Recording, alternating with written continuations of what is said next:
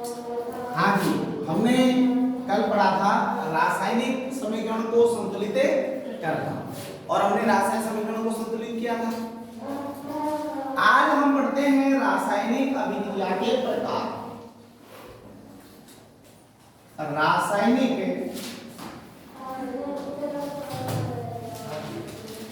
अभिक्रिया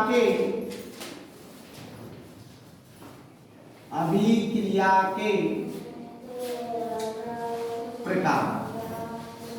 देखिए, रासायनिक अभिक्रिया कई प्रकार से होती है।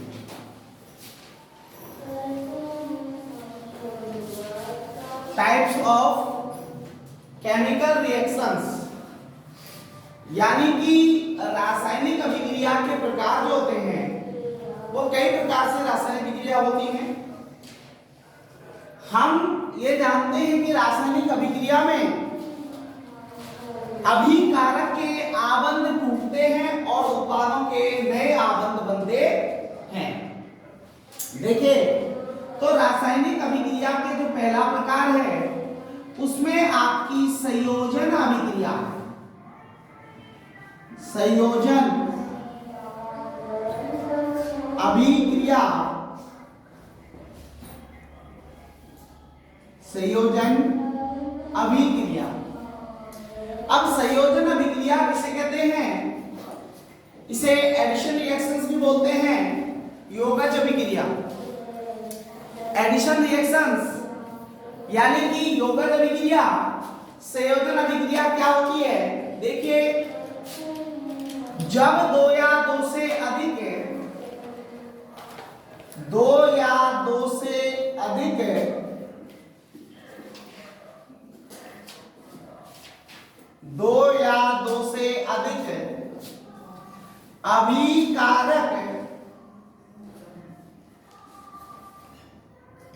अभिकारक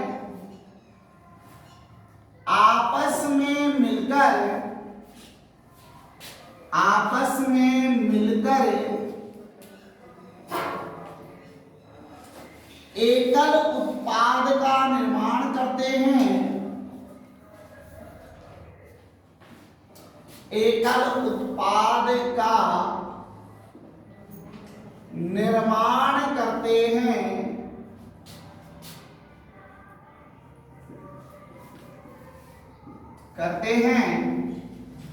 उसको हम क्या कह देते हैं? संयोजन अभिक्रिया कह देते हैं। कौन सी अभिक्रिया कह देते हैं? संयोजन।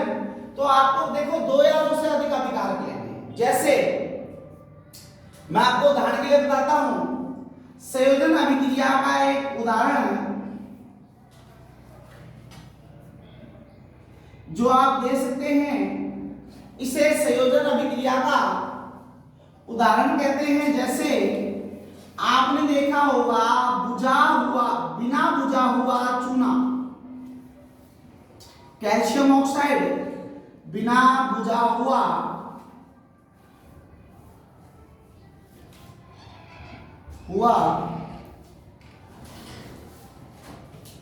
चूना,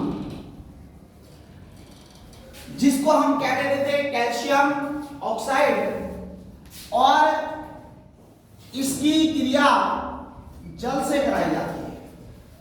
तो यहां देखिए, आपको दो अभिकारक मिल रहे हैं, एक कैल्शियम ऑक्साइड और दूसरा जल।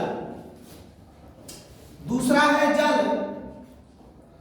और जब ये आपस में रिएक्ट होते हैं यानी अभिक्रिया करते हैं, अब देखो, आपने देखा होगा, आप बाजार से चूना खरीद के लेके आते हैं और उसमें आप जल डालते हैं, तो आपने देखा होगा कि चूना उबलने लगता है।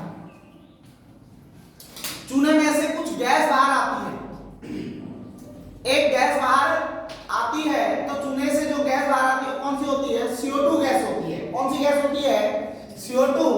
अब देखिए, जब हम बुझे हुए चूने में पानी डालते हैं तो हमारा प्राप्त क्या होता है? CaOH की होल 12। CaOH की होल 12। ये कैसे प्राप्त हुआ देखिएगा। आप सभी को पता है भाई, कैल्शियम पर प्लस के दो होते हैं, जल को आप H+ और OH- में तोड़ते हैं, तोड़ते नहीं तोड़ते? और कैल्शियम को किसमें तोड़ देंगे? कैल्शियम और ऑक्सीजन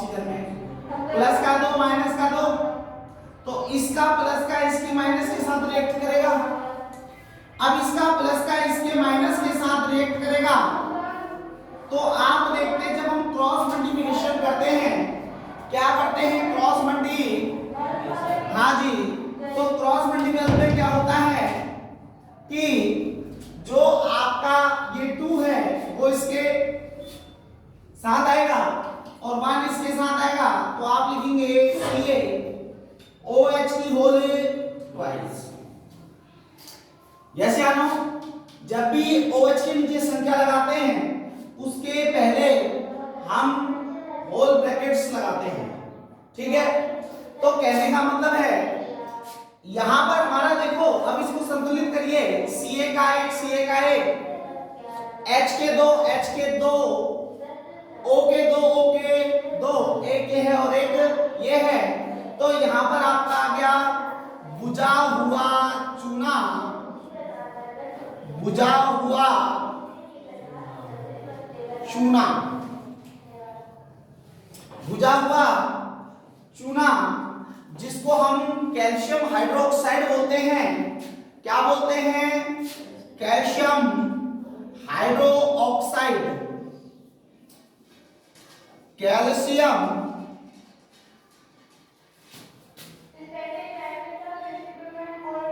हाइड्रोक्साइड। हाँ जी, कैल्शियम हाइड्रोक्साइड ये बोलते हैं। तो ये एक संयोजन अभिक्रिया उदाहरण देखिए, यहां पर कितने अभिकारक दिख रहे हैं आपको? 2 से भी ज्यादा हो सकते हैं, लेकिन यहां पर आपको 2 अभिकारक मिल रहे हैं। दोनों अभिकारक जब आपस में संयोजन कर रहे हैं यानी जुड़ रहे हैं तो बुझा हुआ चूना बन रहा है, जिसे कैल्शियम हाइड्रोक्साइड बोलते हैं, कैल्शियम हाइड्रोक्साइड बोलते हैं। ये उदाहरण नंबर 1 है इसका। उदाहरण नंबर 2, जैसे कोयले का दहन,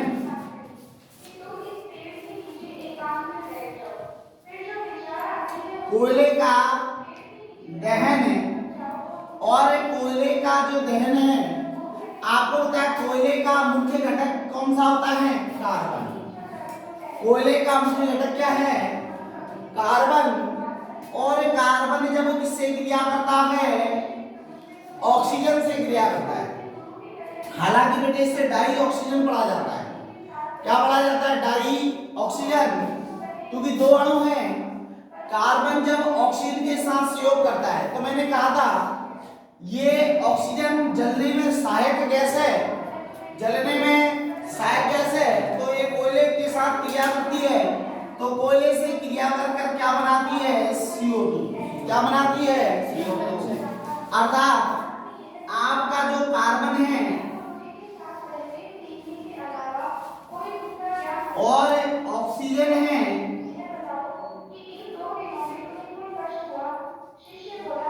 या वायु कह सकते हैं, क्रिया करके क्या बनाती है? कार्बन डाई ऑक्साइड। कार्बन डाई ऑक्साइड बनाती है, जो कि एक गैस है, जो कि क्या है? एक गैस है। यहां पर भी हम इसकी ठोस अवस्था यानी भौतिक अवस्थाओं को दर्शाएंगे, तो ठोस आएगी, इसकी भौतिक अवस्था लिक्विड है और इसकी भौतिक अवस्था एक्वा होगी, क्योंकि जल विलयन है, जल में क्रिया करेगा तो जल में बनता है। यस या नो? हाँ जी। इसके बाद जब हम कार्बन की क्रिया ऑक्सीजन कराएंगे तो कार्बन जो है वो ठोस होगा, ऑक्सीजन गैस है। यस या नो?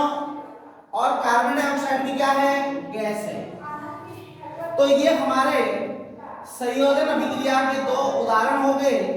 तीसरा उदाहरण हम एक और कर सकते हैं, जिसमें हम ये कह सकते हैं कि जल का निर्माण, जल का निर्माण भी क्या है? एक संयोजन अभिक्रिया का उदाहरण है।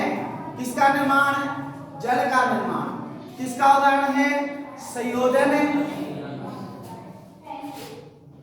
संयोजन अभिक्रिया का उदाहरण है। तो देखिएगा आप यहां पर एक तीसरा पॉइंट और लिखवाते हैं, जल का निर्माण। तो जल का निर्माण भी संयोजन अभिक्रिया का उदाहरण है।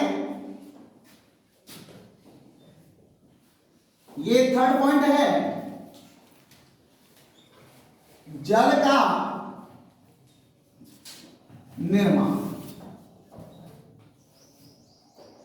देखिए जल का निर्माण तीसरा कैसे है, क्योंकि आपको पता है हाइड्रोजन गैस जब ऑक्सीजन गैस से क्रिया करती है, ध्यान से सुनिएगा, जब हाइड्रोजन गैस ऑक्सीजन गैस के साथ क्या करती है, संयोजन अभिक्रिया करती है, तो उस दौरान H2O बनता है। अब कैसे बनता है, देखो मैंने आपको यहां भी बताया था, आपको पता होगा कि H पर प्लस का एक होता है और O पर माइनस के दो होते हैं। क्रॉस मल्टीप्लिकेशन किया जाएगा तो H2O बनेगा। अब H2O को हम यहां लिख देंगे। अब आप देख रहे हैं O के यहां पर कितने हैं, दो। संतुलित करेंगे, यहां होगा एक तो कितने का गुणा कर देंगे, दो का। दो दूनी कितना हो गया, चार। तो हम यहां पर कितना लगाएंगे, दो। तो कहने का मतलब है जल के निर्माण में हाइड्रोजन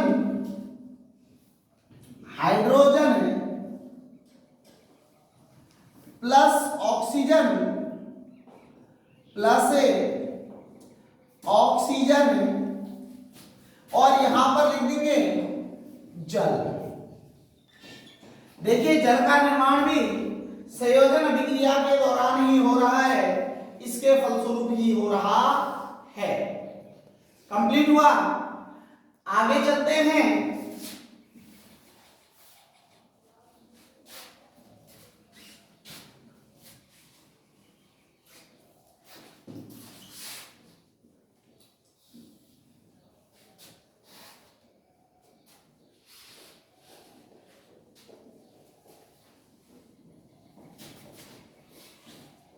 देखिए अगली जो यहां पर एक क्वेश्चन पूछा जाता है, वो क्वेश्चन ये पूछा जाता है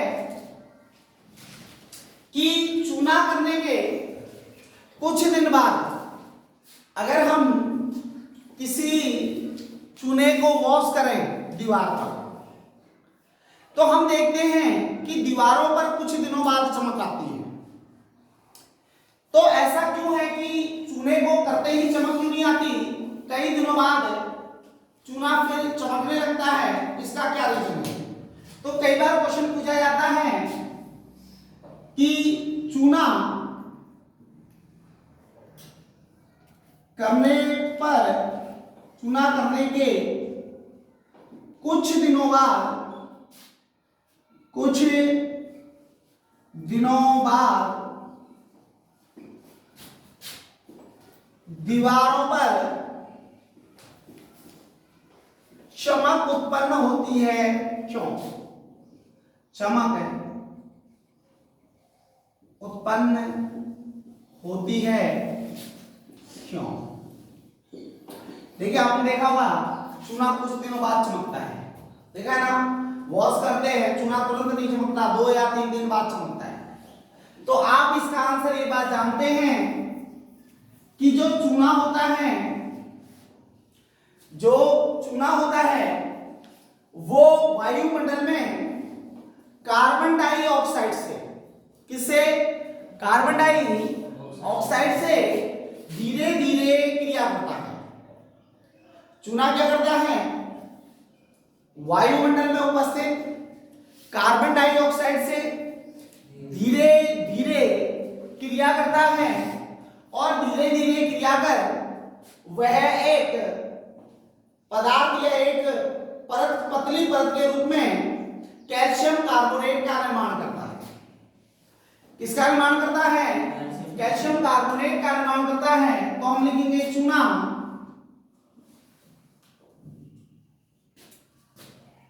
वायुमंडल की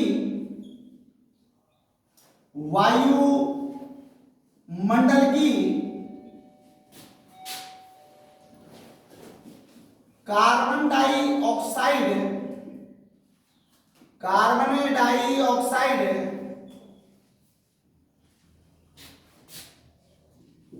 गैस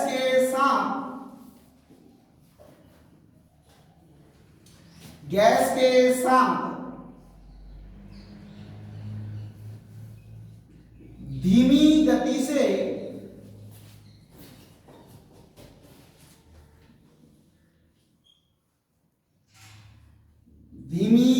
से क्रिया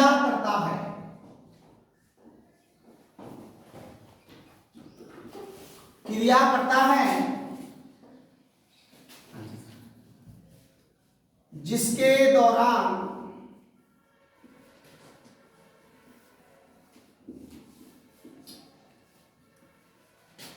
दीवारों पर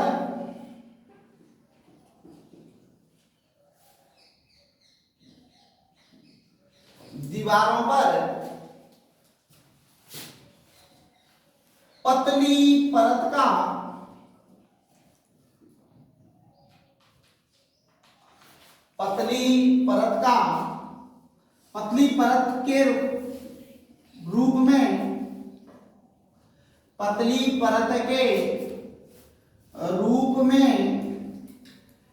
कैल्शियम कार्बोनेट का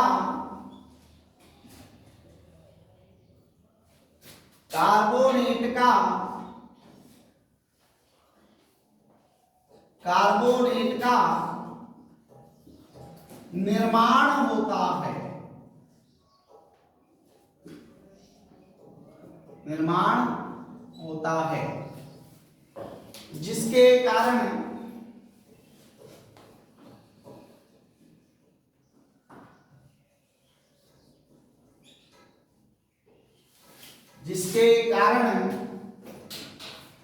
दीवारों पर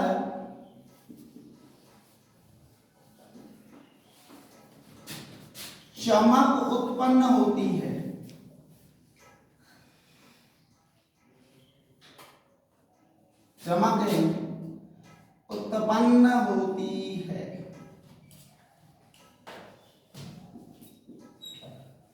चमक उत्पन्न होती है। नीचे वाली नेक्स्ट लाइन से लिख सकते हैं, यह कैल्शियम कार्बोनेट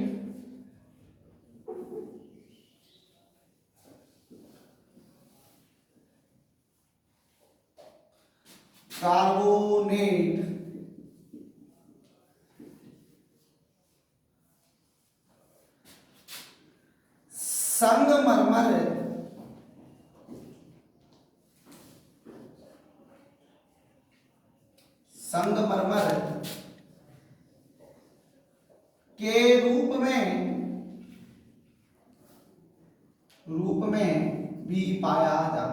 के रूप में भी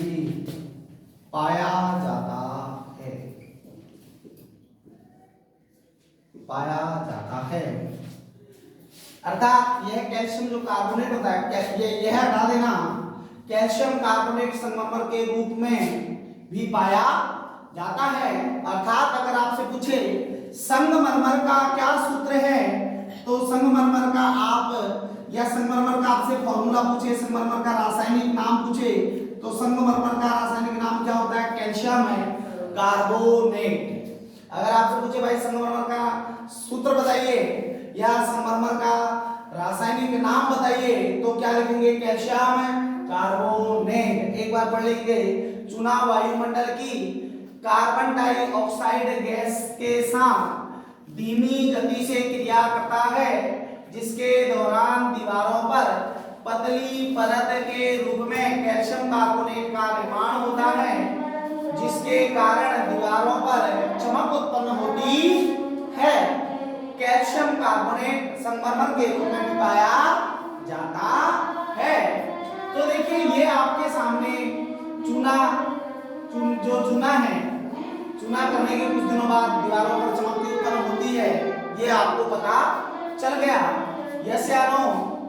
चूना करने के कुछ दिनों बाद दीवारों पर चमक उत्पन्न होती है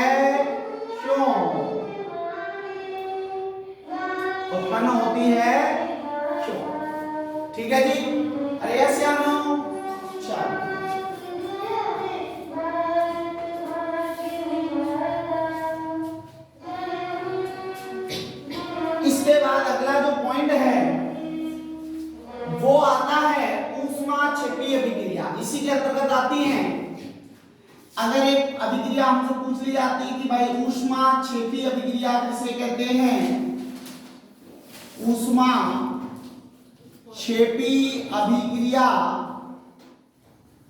ऊष्मा क्षेपी अभिक्रिया किसे कहते हैं, किसे कहते हैं। तो देखिए बेटा ऊष्मा क्षेपी अभिक्रिया किसे कहते हैं, तो अगर हमारे से ये क्वेश्चन पुट अप होता है तो हमें आंसर में लिखना होता है, देखिए ऊष्मा क्षेपी, क्षेपी का मतलब होता है निष्कासन या ऊर्जा का निकलना, निष्कासन कह दो, उत्सर्जित कह दो, ठीक है, या आप इसका दूसरा मीन्स कह सकते हो निकलना, है ना। जब अभिक्रियाओं में उत्पाद के साथ, जब अभिक्रियाओं में उत्पाद के साथ ऊर्जा क्या होती है, निकलती है, या ऊर्जा उत्सर्जित होती है, तो ऐसी अभिक्रियाओं को हम क्या कह देते हैं, ऊष्मा क्षेपी अभिक्रिया कह देते हैं। इनको एक्सोथर्मिक हीट भी कहा जाता है। क्या कहा जाता है, एक्सोथर्मिक हीट कहा जाता है। अब ये आपको पता लग गया कि अब मैं इसकी परिभाषा आपको लिखा दूंगा, आपको पता लग गया होगा कि किसी भी रासायनिक अभिक्रियाओं में उत्पाद के साथ ऊष्मा का निकलना कौन सी अभिक्रिया कहलाएगी, ऊष्मा क्षेपी अभिक्रिया। तो लिखेंगे रासायनिक अभिक्रियाओं में, रासायनिक अभिक्रिया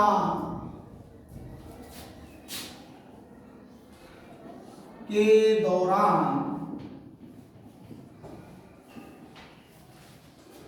ये लिखना, रासायनिक अभिक्रियाओं में उत्पादों के साथ, उत्पादों के साथ ऊर्जा का निष्कासन, ऊर्जा का निष्कासन या उत्सर्जित होना, उत्सर्जित होना,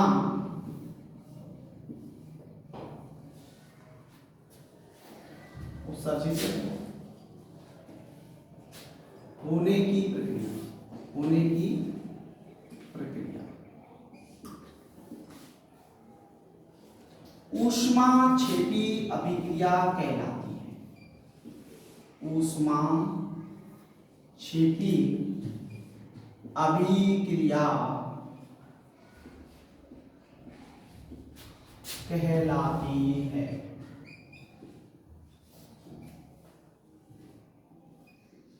ठीक है जी, हाँ जी। रासायनिक अभिक्रियाओं में उत्पादों के साथ ऊर्जा का निष्कासन या उत्सर्जित होने की प्रक्रिया ऊष्मा क्षेपी अभिक्रिया कहलाती है। जैसे बेटा उदाहरण के लिए आप कहोगे सर इस उदाहरण को हम कैसे कर सकते हैं, देखिएगा आपको पता है कि हमने कोई भी पदार्थ जैसे मान के चलो CaCO3 ले लिया, CaCO3 ले लिया और हमने जब उसको तोड़ा, ठीक है, यह मान लो CaCO3 को ले लोगे या आप ये ले लो N2 प्लस 3H2 और 3 का निशान, आपने देखा यहां 2NH3 बन गया और प्लस क्या निकल गई, ऊष्मा, प्लस क्या निकल गई, ऊष्मा। देखिए आप यहां देख रहे हैं ये अभिक्रिया जो है, उदाहरण जो है ये हाबर प्रक्रम का उदाहरण है, इसको हाबर प्रक्रम कहते हैं।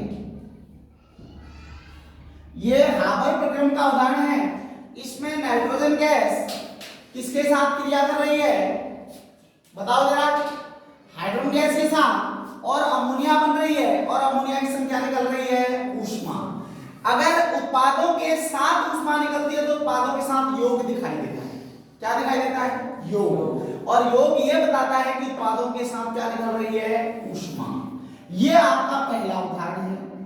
दूसरा उदाहरण देखिए साहब, आपकी स्वयं की श्वसन क्रिया, आपका स्वयं श्वसन कैसा है, ऊष्मा क्षेपी। तो हम लिख सकते हैं श्वसन एक ऊष्मा क्षेपी अभिक्रिया, ऊष्मा क्षेपी अभिक्रिया है,